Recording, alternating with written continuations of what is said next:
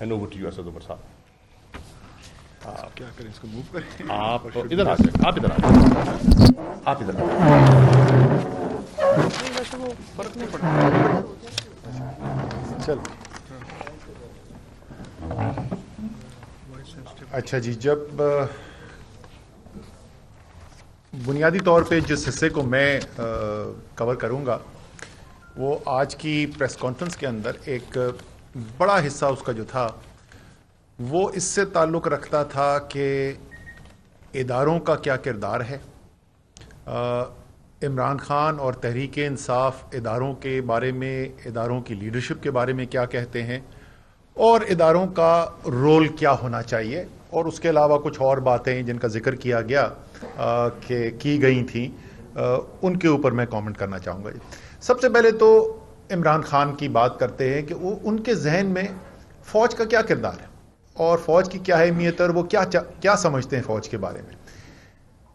یہ ایک دفعہ نہیں, اس بات کا اظہار وہ کئی دفعہ کر چکے ہیں, اور وہ اس لیے کرتے ہیں کئی, اور یہ ابھی کی بات نہیں ہے, یہ جب وزیر اعظم تھے اس وقت بھی کرتے تھے, کہ پاکستان کی جو جغرافیائی صورتحال ہے, پاکستان کو جو بیرونی چیلنجز کا سامنا کرنا پڑتا ہے, اس کے لیے ایک مضبوط فوج جو ہے وہ اہم ترین حصہ ہے پاکستان کے دفاع کے لیے. اس بات کے اوپر عمران خان یقین رکھتے ہیں. عمران خان نے کبھی لندن اور واشنگٹن جا کے اپنی فوج کو بدنام کرنے کی کوشش نہیں کی. انہوں نے جا کر یہ بیرونی طاقتوں کو یہ بتانے کی کوشش نہیں کی کہ یہ فوج جو ہے وہ آپ کو کہتی کچھ ہے لیکن پیچھے سے کر کچھ اور رہی ہے, اور یہ بہت بڑا خطرہ ہے خطے کے لیے. عمران خان نے کبھی بھارت کے وزیر اعظم سے چھپ کر ملاقات کر کے پاکستان کی فوج کے خلاف باتیں کرنے کی کوشش نہیں کی. عمران خان اس فوج کو اور اس قوم کو دونوں کو اون کرتے ہیں, لیکن کیا عمران خان فوج کے ہر فیصلے سے اتفاق کرتے ہیں, یا ایسے کوئی فیصلے ہیں جن کے اوپر, یا ایسے کوئی ایکشنز ہیں جن کے اوپر تنقید کرتے ہیں؟ وہ بالکل کرتے ہیں. یہ ان کا آئینی حق بھی ہے, اور وہ تمام جو تنقید ہوتی ہے, بڑی خوبصورت بات کی گئی کہ تنقید ضرور کریں لیکن اس کا معیار جو ہے نا وہ پہلے متعین کر لیں کہ وہ معیار کیا ہے, کس بنیاد پہ تنقید کی جاتی ہے. عمران خان کی جتنی تنقید ہوتی ہے, آپ اگر اس سے, آپ ہو سکتا ہے اس سے نہ اتفاق کریں, آپ کے خیال میں آپ کا نقطہ نظر مختلف ہو, لیکن وہ تمام وہ چیزیں ہوتی ہیں جس سے عمران خان کی نظر میں اگر وہ اس کو فالو کیا جائے گا تو فوج کی بہتری ہوگی, ملک کی بہتری ہوگی, دونوں کی. انہوں نے کوئی بھی ایسی بات کبھی بھی نہیں کی جس سے وہ چاہتے ہیں کہ ادارہ جو ہے وہ کمزور ہو, اور بڑی واضح اس کے اندر یہ لائن ہے. یہ آج بات کی گئی کہ فوج کی لیڈرشپ کے بارے میں الزام لگانا, ان کی نیت کے بارے میں شک کرنا جو ہے وہ مناسب نہیں ہے, اور اس بات کے اندر وزن بھی ہو سکتا ہے. لیکن میرا آپ سے ایک سوال ہے کہ جس طریقے سے فوج ایک اہم ادارہ ہے اور اس کی لیڈرشپ کی ساکھ جو ہے ملک کا مشتعل لوگ, اور جذبات مشتعل ہیں, وہ مشتعل ہیں انصاف کے لیے, عمران خان کی سیاست کے لیے نہیں ہے. آپ اس سے بھی کھیلنا شروع ہو گئے. سو ہمیں اس بات کا شدید افسوس ہے کہ خان صاحب نے اس کو بھی معاف نہیں کیا. اور آج آپ یقیناً, میں عمران خان کی ساری جو ابھی اتاولے پن ہیں, لڑائیاں ہیں, فورسز پہ حملے ہیں, اپنی فورسز, اپنی سپاہ کو کبھی غداری کے سرٹیفکیٹ سپاہ سالاروں کو بانٹنے والے, آج قوم آپ سے یہی سوال کر رہی ہے نا, کیوں چاہ رہے ہیں, یہ کیا چاہتے ہیں؟ آپ کے مطالبے پورے نہیں ہو گئے, آپ احتجاج کرنا چاہتے ہیں, آئیے. ہم نے پہلے بھی کہا تھا آپ بیٹھیے انتظامیہ کے ساتھ, درخواست دیجئے, جو طریقہ کار موجود ہے عدالتوں نے وہ طریقہ کار لکھا ہوا ہے, فیصلوں میں لکھا ہوا ہے. آپ اس طریقہ کار کے مطابق انتظامیہ سے بیٹھ کے ان کو تسلی کرائیں اور آ کے کریں, جہاں پہ بیٹھ کے آپ احتجاج کرنا چاہتے ہیں, جلسہ کرنا چاہتے ہیں, سٹ ان کرنا چاہتے ہیں, کر لیں. لیکن اگر آپ اسلام آباد کا محاصرہ کرنا چاہتے ہیں, اور جس طرح کل والے جو کل کی پریس کانفرنس ہوئی جس صاحب نے کی, میں اس کو کوئی بہت اہمیت نہیں دیتا, لیکن اس کی گفتگو بہرحال وہ ان کے گھر کا اور ان کا بہت قریبی آدمی ہے خان صاحب کا, ان کی کور ٹیم کا حصہ ہے. انہوں نے جو کل کہا کہ یہ میں خون دیکھ رہا ہوں, میں لاشیں دیکھ رہا ہوں اور اس کی سازشیں ہیں, اور یہ تانے بانے انہوں نے جو ملانے کی کوشش کی ہے, جو انہوں نے نقطے سامنے رکھے ہیں ان کو ملا کے جو تصویر سامنے آتی ہے وہ بڑی بھیانک ہے. لہٰذا یہ ہماری ذمہ داری ہے کہ ہم نے اس کو پاکستان کے لوگوں کی زندگیوں کو، ان کے اثاثوں کو، ان کی کاروباروں کو محفوظ رکھنا ہے، پاکستان کے قومی اداروں کو محفوظ رکھنا ہے. لیکن اگر آپ احتجاج کرنا چاہتے ہیں بالکل کریں، لیکن آپ احتجاج نہیں. اصل میں خان صاحب اب آپ کے مطالبے ترلے ہیں. آپ دوسروں کو تانے مارتے تھے نا، آپ کی اپنی چوریاں پکڑی گئی ہیں. کبھی فارن فنڈنگ، کبھی توشہ خانہ، کبھی القادر ٹرسٹ، کبھی کیا کیا. آپ کے ساتھیوں کی داستانوں کی تو ایک لمبی داستان ہے. لیکن آپ آج مطالبے کیا کر رہے ہیں؟ آپ لوگوں کو این آر او کے تانے دیتے تھے، آج آپ کیا کر رہے ہیں؟ آپ کی ساری جدوجہد ہے وہ بنیادی طور پہ القادر ٹرسٹ کی زمین کے لیے، اس کیس میں آپ این آر او چاہتے ہیں. آپ بنیادی طور پہ توشہ خانہ کیس میں این آر او چاہتے ہیں. آپ بنیادی طور پہ فارن فنڈنگ کیس میں آپ این آر او چاہتے ہیں. معلم جبہ میں این آر او چاہتے ہیں. آپ بی آر ٹی پشاور میں، بلین ٹری میں، ان چیزوں میں آج آپ این آر او مانگ رہے ہیں.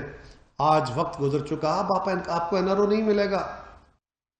آپ سیاست کیجئے اور جو آپ کے اوپر سوال اٹھے ہیں ان سوالوں کا قوم کو جواب دیجئے، گالیوں سے نہیں، لاجک سے. اور یہ یاد رکھیے، آپ نے قوم کو ایک ہیجان میں مبتلا کر لیا. نوجوانوں کو، یقیناً نوجوان کسی قوم کا اثاثہ ہوتے ہیں، وہ بڑے جذبات کے ساتھ جنہوں نے فوج کے کردار کا دفاع کیا ہے، جو ایک ایسے پاکستان میں یقین رکھتے ہیں جو آزاد ملک ہو، جو کسی بیرونی طاقت کے سامنے نہ جھکے، جو بیرونی جو پاکستان کے خلاف سازشیں ہوتی ہیں اس میں فورتھ جنریشن وارفیئر کے اندر پاکستان کا دفاع کرتا ہے، پاکستان کے اداروں کے ساتھ کھڑا ہو کے پاکستان کا دفاع کرتا ہے. وہ سوال کیوں پوچھ رہے ہیں؟ میرے خیال میں اس کے اوپر سوچ بچار کی ضرورت ضرور ہے، اور یہ بہت اہم ضرورت ہے.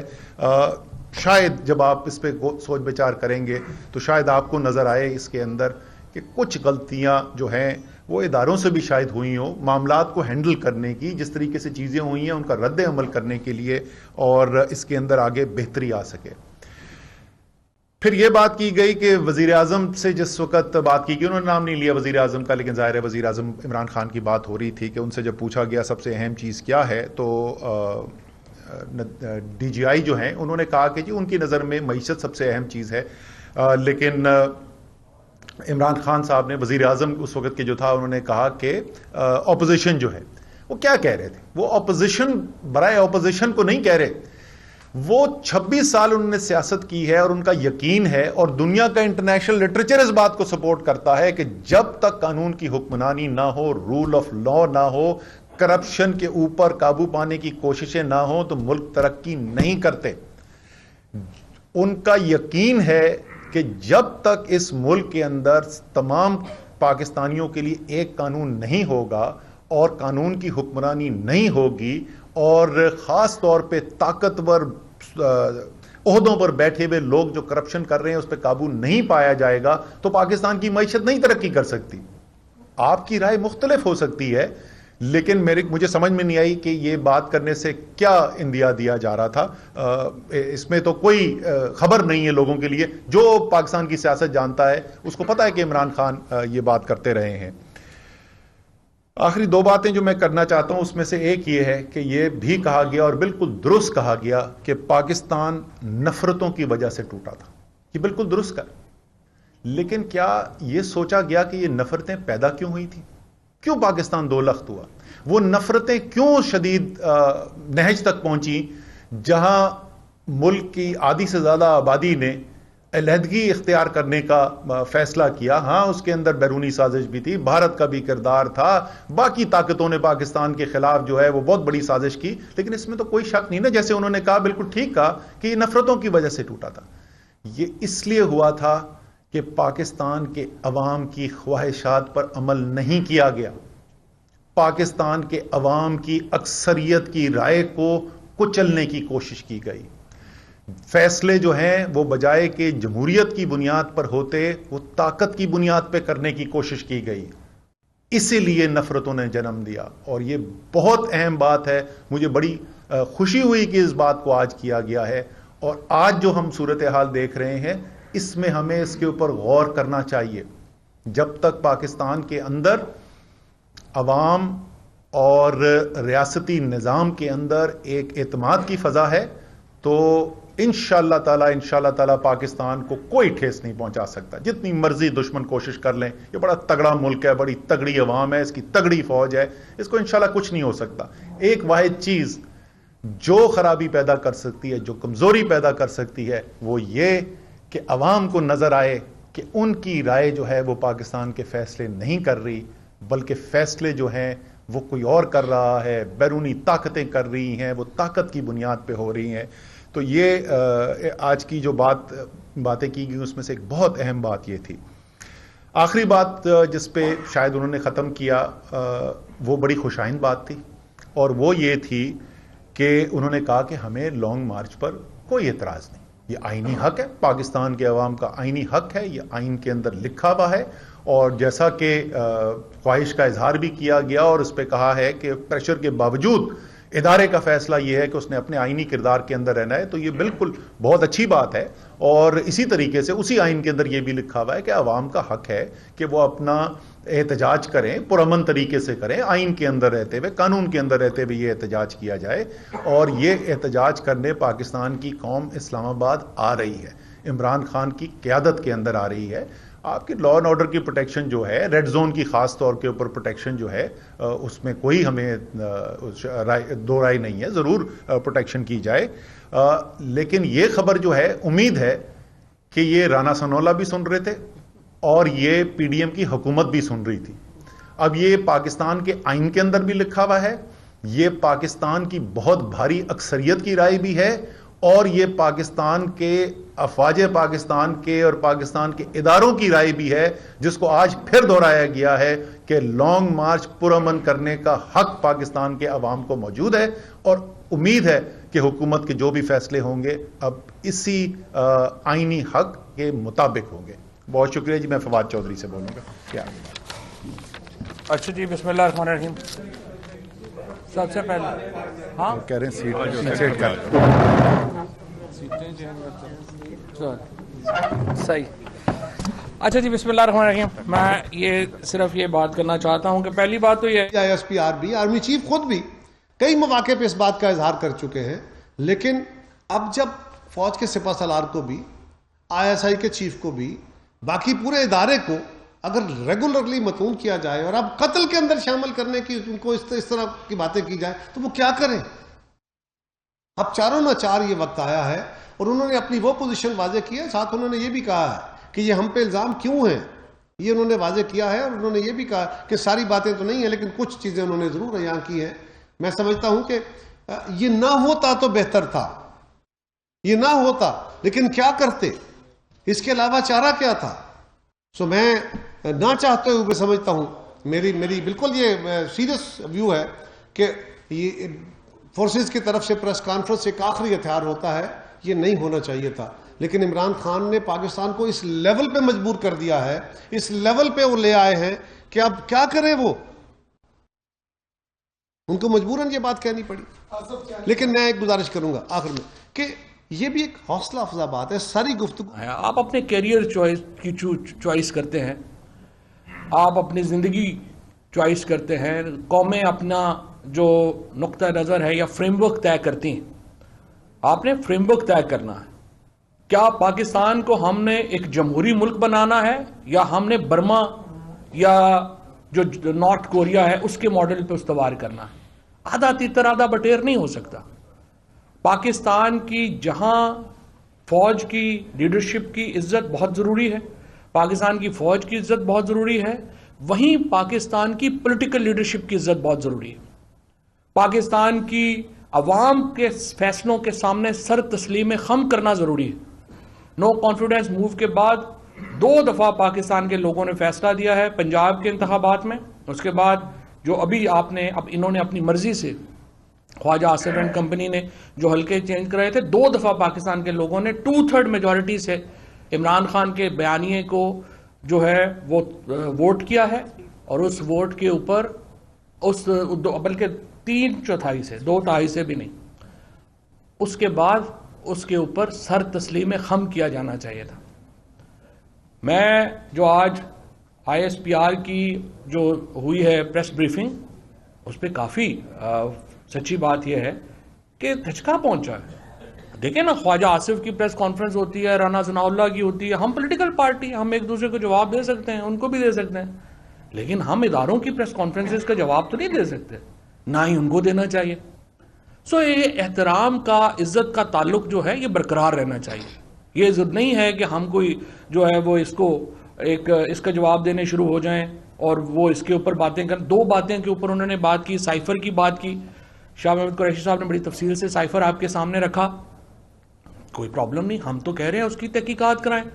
تو سوال تو چیف جسٹس پاکستان, یہی میں کہہ کے تھک گیا ہوں, رجسٹرار سپریم کورٹ ہمیں بتائے نا, صدر مملکت سے بڑا کون سا عہدہ ہے پاکستان میں؟ صدر مملکت نے انہیں لیٹر لکھا ہے کہ آپ اس کی تحقیقات کرائیں. آپ کیوں تحقیقات نہیں کرا رہے ہیں؟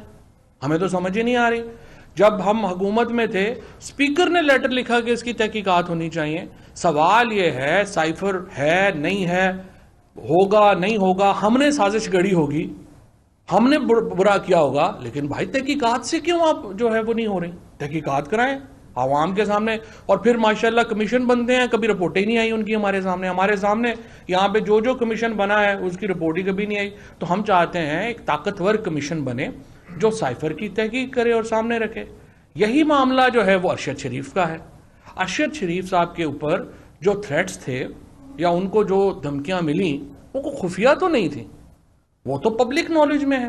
مثال کے طور کے اوپر یہ جو لیٹر لکھا ارشد نے 12 جولائی 2022 کو صدر مملکت کو اور عارف علوی صاحب کو, انہوں نے یہ لیٹر لکھا اور اس میں انہوں نے کہا, your excellency president of Pakistan, as a law-abiding citizen of Pakistan, I seek justice and protection of law to ensure my fundamental rights and fundamental rights of journalists and place information about grave threat to life and liberty to self and other journalists on record. Arshad Sharif صاحب کی family کو threats آئے. وہ جب یہاں سے یہ کو خیبر پختونخوا کی حکومت نے, انہوں نے اپنی کلیریفیکیشن بھی ویسے اب جاری کر دی ہے, انہوں نے اپنا موقف بھی دے دیا ہے.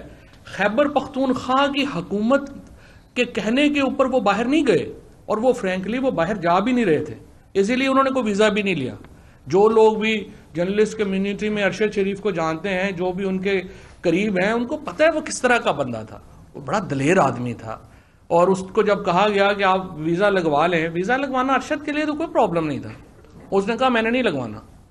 جب آپ نے 16 کیسز یہاں پہ رانا ثناء اللہ نے بنائے, آج بیٹھ کے جو ہے وہ باتیں کر رہا ہے, 16 کیسز ارشد شریف کے اوپر بنائے گئے. اور کل جب وہ لینے گئے, وہ کہہ رہا تھا میت لینے میں نے جانا ہے, تو خیر وہ میں نہیں بات کرنا چاہتا کہ کیوں وہ وہاں نہیں جا سکے, اور کس نے کہا کہ آپ کو شرم کرو جو آپ جا رہے ہو, وہ اس میں نہیں جانا چاہتا. 16 کیسز یہاں پہ بنائے گئے. وہ تو جسٹس اطہر من اللہ نے ان کو بیل دے دی اور وہ وہاں پہ بچ گئے, ورنہ اس حکومت نے تو ان کو شاید جیل میں جو ہے ڈلوا کے مروا دینا تھا. وہ یہاں سے ان کی جان بچ گئی. اور رانا ثناء اللہ کی جو تاریخ ہے وہ ہم سب کو پتہ ہے, ہم نے تو نہیں کہا. عابد شیر علی کے والد کہہ رہا ہے اس نے 22 لوگوں کو قتل کروایا.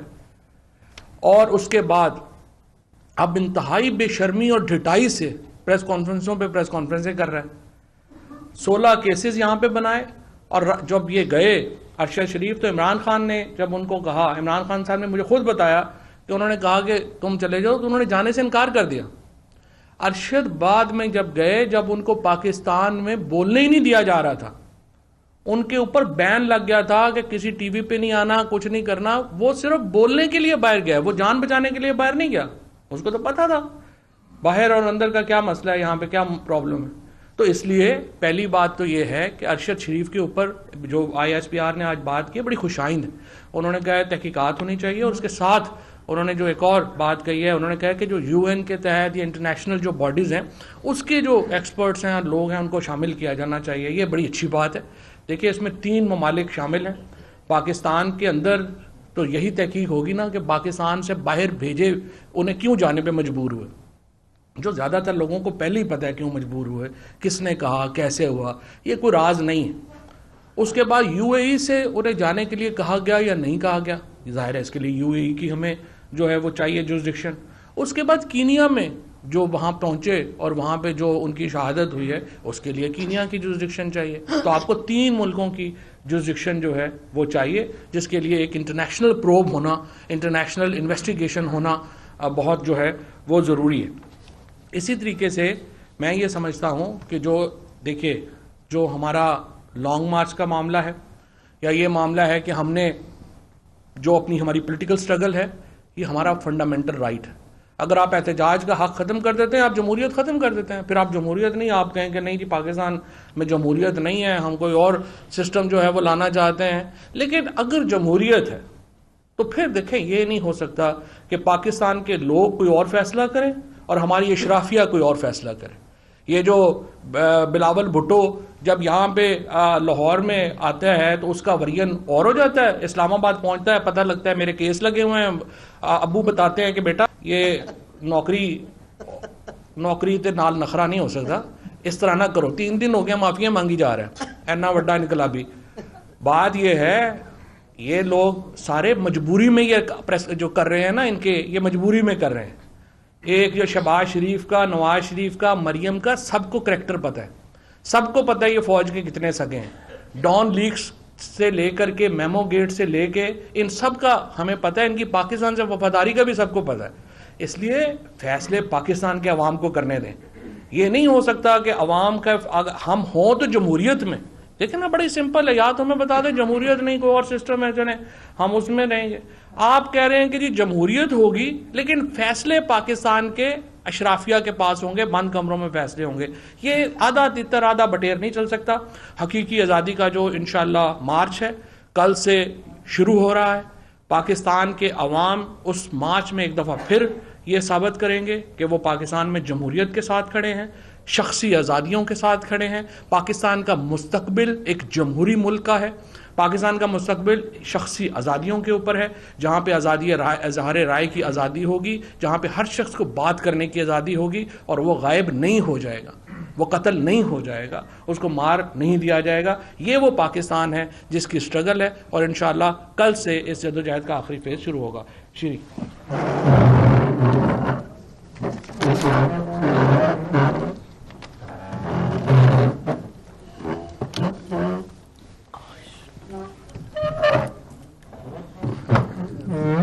بسم اللہ الرحمن الرحیم.